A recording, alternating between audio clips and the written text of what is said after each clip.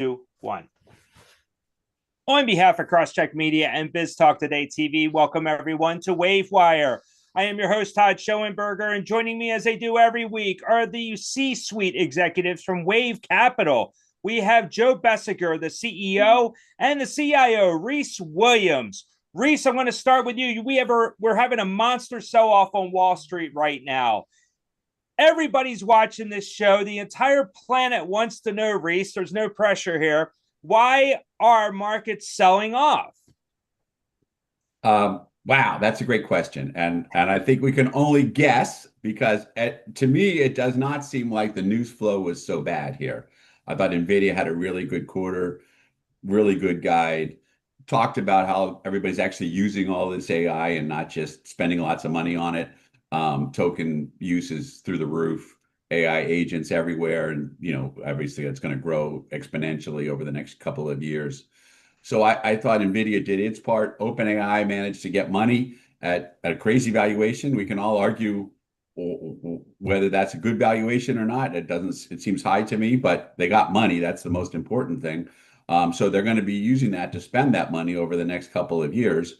And it's just very interesting that OpenAI gets 730 billion valuation and Oracle's on the new low list, which is most identified with OpenAI. So there's a lot of cross currents out there that I can say don't make a ton of sense. I thought the PPI number was a bit hot. Obviously, that makes people unhappy. But on the positive side, long bonds are rallying, and we're sitting there right pretty close to 4%.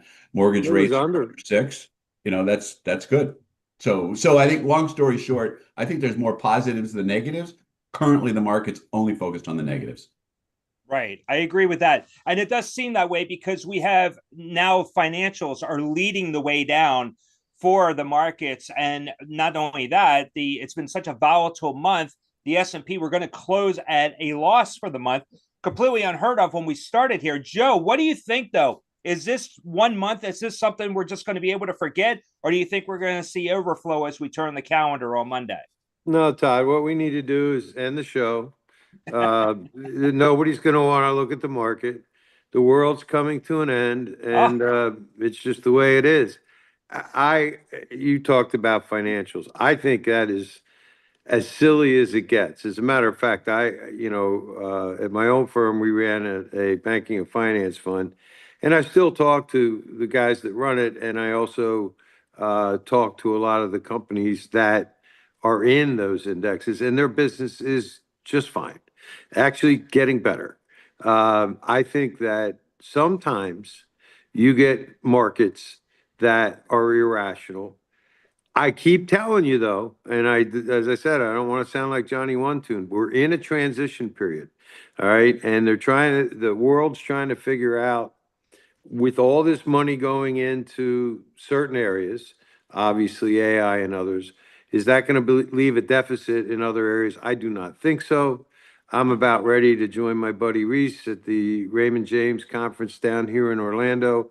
We're going to be it starts at 7:30 in the morning, it goes to 6. We'll be seeing company after company, and I am going to see a lot of financials because I can guarantee you that these financials and the CEOs are going to say, this is silly. I believe it's silly. I believe that people out there, if they want to take a broader view, they can buy one of the bank financial services ETFs. And I feel very confident that they'll do well over the next small period of time, a year or so. And I think we've gotten away from the world of investing. And, I speak a lot. I do TV. I do all these different things. And I use this quote a lot from Mark Twain that he said he was rarely able to spot an opportunity until it ceased to be one. Well, if you're not looking now, you're going to miss the opportunity.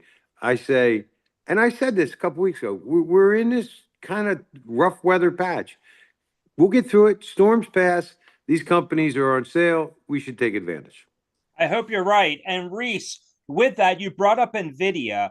You have a company that reported a 73% revenue growth, record sales on the data centers.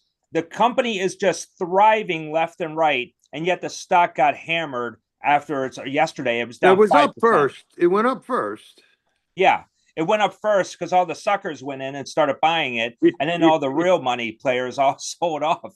Well, but it was profits. there was a lot of see. volume in the aftermarket. I mean, We'll it see created a lot of volume. We'll see who the suckers are 6 months, a year from now. Okay, I like that optimism. I really do. But it does go back to the entire thing where we have this sell-off and the common denominator seems to be AI. Rhys, last week we talked about Blue Owl and the private credit issues. Do you think that there's some carryover there as far as maybe we're not putting a really good valuation or at least a number or percentage on AI demand, and therefore it's carrying over into some of these corporate loans that are taking place? Yeah, I think it gets to the broader question on private equity valuations, which is, in some ways, that's way more of an art than a science. Maybe aggressive a little bit, gilding the lily somewhat. I mean, think about it. All you need to know about private market valuations versus public market valuations is OpenAI just sold stock at a new high, and Oracle's in half because of its exposure to OpenAI. So someone's wrong. It's either the public or the private side. And so I do think the market is starting to question, okay, what are these marks just generally beyond the whole AI disruption trade, which of course has been very significant. And kind of why I think you kind of leg in slowly, because it does seem like the markets go down hard and these stocks go down hard on any bad news. They don't rally as much on good news. So I still think you're in that environment where your risk reward is short-term negative. I agree with Joe, long-term quite positive. So, Joe, next week you're going to be at Raymond James. It's a big conference in Orlando. They put together many, many great events, but everybody's going to be talking about AI and obviously the market performance from February. What do you think, though? Do you think that we've been way too aggressive in our valuation and are really trying to forecast AI demand? Or do you think that there's probably some other something on the undertow that's making us take pause in this market? Well, the answer to your question is that the valuations clearly, because the market is stating it at the moment, were a little aggressive. The real question in my mind is, what is the effect of the use and the uptake in use of AI? So you saw a couple companies, eBay being one, Block being the other, slash a lot of laborers, a lot of people. And will that continue to happen? Or will the use of AI actually, after it gets through its transition period, actually employ a different type of person? I believe that it is not a binary thing. It's not an either or. I think it'll be a combination of those things. And I'm looking for companies when I'm there that are going to utilize the wonderful tools that AI provides and increase their productivity. I think you're going to see productivity of these companies improve. I think you're going to see cost savings. I think it's silly. I think the banks, we're talking about financials, the banks are going to be able to save all kinds of money with the increased productivity that comes with that. So, you just got to go out there. You got to look at each different situation individually. And ultimately, I think we're going to be able to put more than a very good portfolio together. I think people are a little too emotional at this moment, and I think people should step back and look. We have a great country. We have great innovators. We got great management. We great entrepreneurs, and there will be a bull market somewhere. And in that space that I keep telling you about, life sciences, it hasn't really hit yet, but I think the technology that they'll be able to deploy are going to make our lives much better, much healthier, and that's why one of the areas I like. Well, you brought up life sciences before, actually quite a bit on this show, and yes, that does seem to be an area that it was probably some. It should benefit. It should. Right now, they're just starting to. We AI. Well, if we'd done this 3 years ago, it would be like one of the last topics. Now it's at the top. So this has moved in pretty quickly. Not everybody's been able to deploy reasonably and with trust all of the AI tools, but it will happen. And right now, if you're in a business like life sciences or defense, you got to make sure this stuff works. So we're not quite there yet. But the interesting part is what it can do, and that's what we're trying to figure out. Rhys, the U.S. met with the Iranian officials yesterday in Geneva, and evidently the talks trying to find some negotiation, some type of friendly, I guess, I don't know. They're trying to come up with an agreement. Not exactly sure what the agreement is going to entail, but they're going to meet again next week. The question I have for you, though, is that oil stocks, even with the sell-off today, continue to rise. What are you telling Wayve Capital clients? Is this an area that you would maybe go overweight at this point?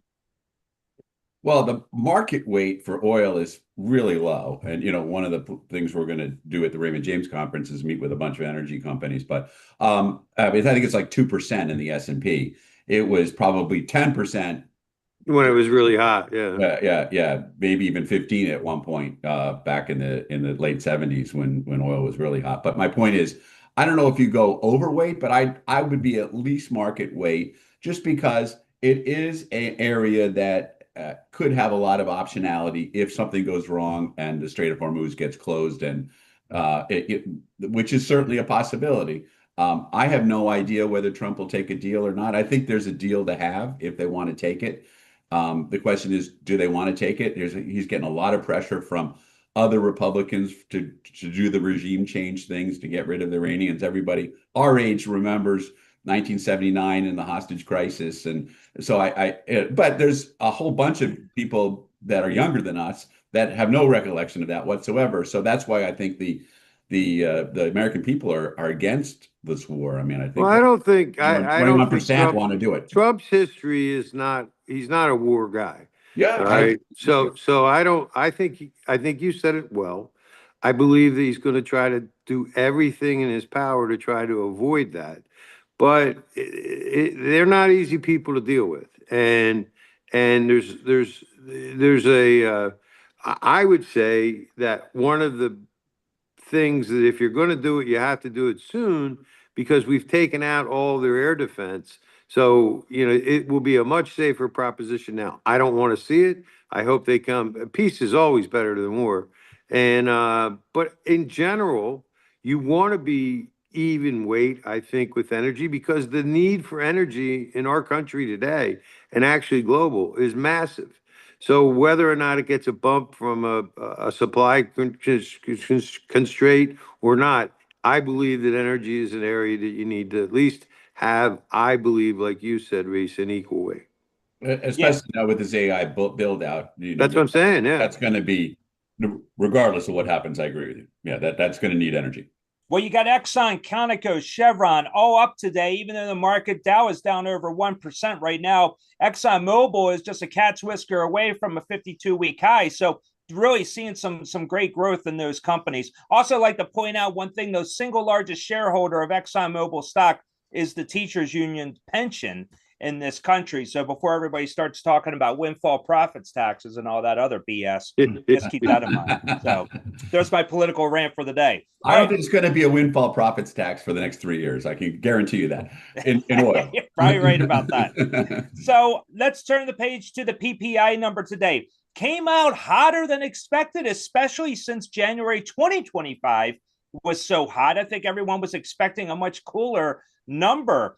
I mean, it seems like the PPI report really lit the fuse for this sell-off today. What do you think, Rhys? I mean, what's the story?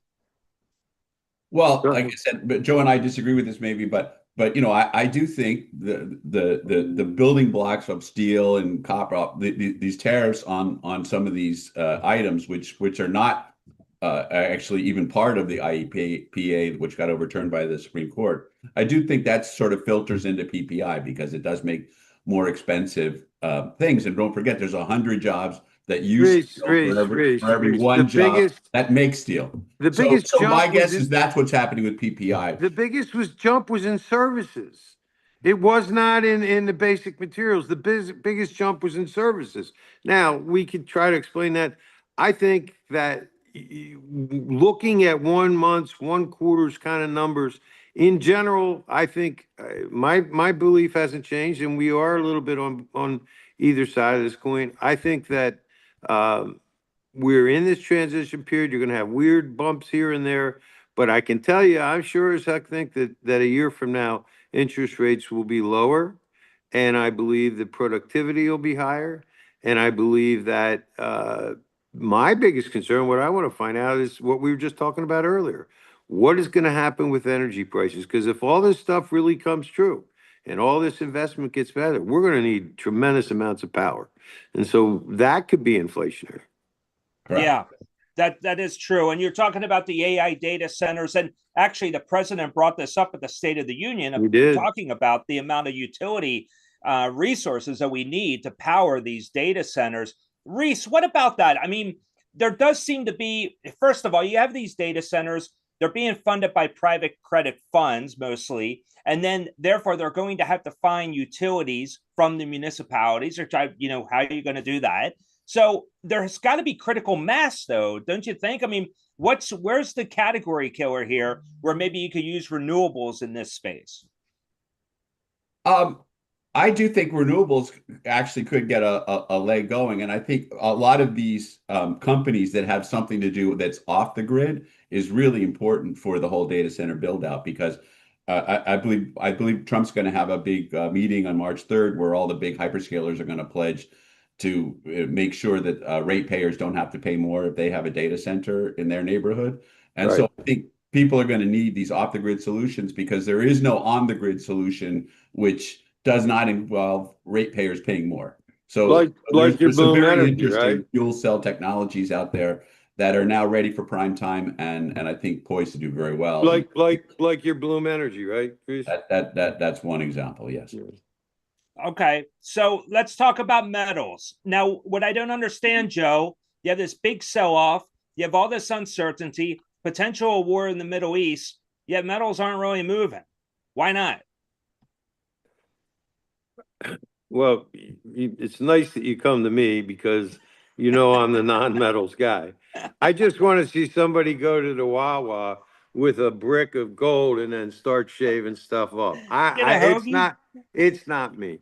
I think most of the metal action is being done overseas. I think it has a lot to do with our currency and then some of the games that some of these people are playing with it. In my view, and I hear lots of really smart people say that gold's going to continue to go higher, the metals will go higher. I think there's a play here when it comes to, the industrial and it's there. But right now, I would much rather own, like I said before, Warren Buffett says, I want to invest in people that are going to make me money instead of a commodity just going to sit there and look at me. So I am watching with interest, but that's not an area that I'm going to play. The other commodities, I actually do think some of the industrial commodities like platinum and nickel and copper, those are things that I would take a close look at. Though the gold and silver, and interestingly enough, I mean, we haven't talked about it. It's interesting, the crypto and the Bitcoin, which was supposed to be a store of value, hasn't really shown its face that way. So it'll be interesting to see how all that plays out. Rhys, now, am I able to go to that Wawa with my brick of gold and buy, what are those? There you go. Let me shave a couple sizzlings or something. You can probably get some cryptocurrency, and I don't know. But, here's my hoagie. Here's a couple shavings for my hoagie. Yeah, I just don't see it.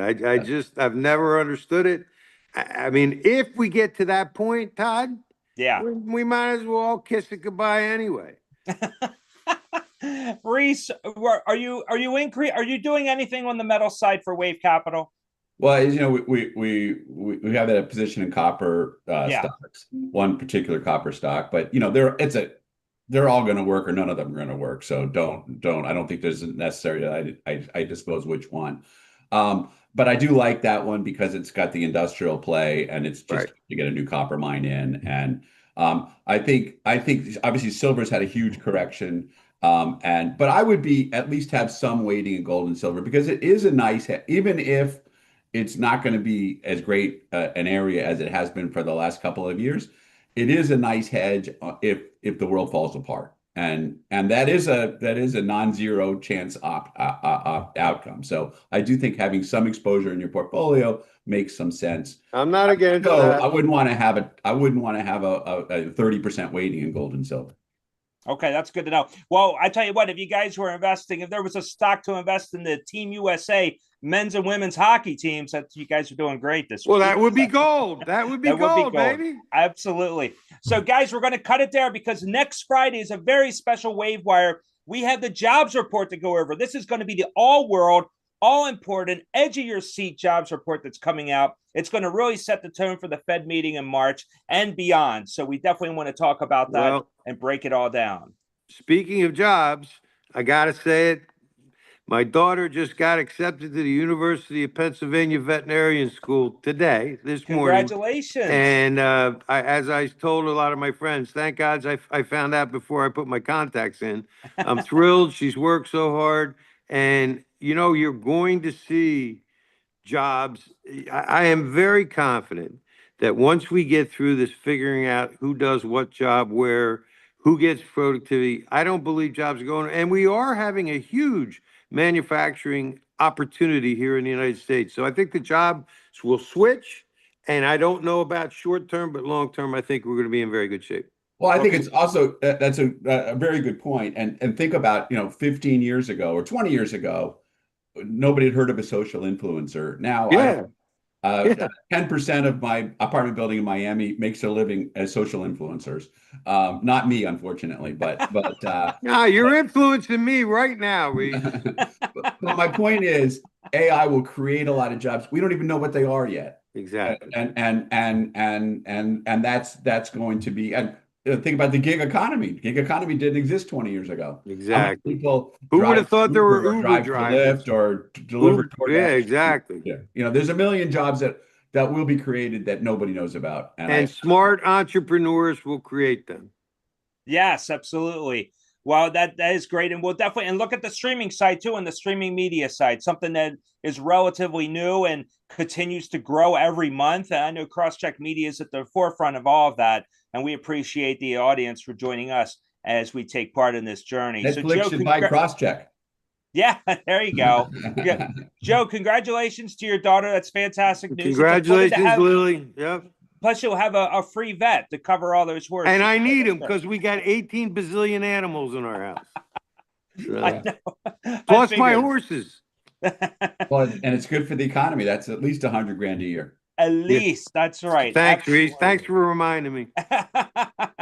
All right, guys. Well, that's great. Well, we'll be back next Friday, 12 noon live next Friday, breaking down that all-important jobs report. You definitely will want to hear what the guys have to say then. So on behalf of Joe Besecker and Rhys Williams, I am Todd Schoenberger. Thank you once again for joining us on Wayve Wire. We'll catch you next time. Take care. All right. Thanks. Bye.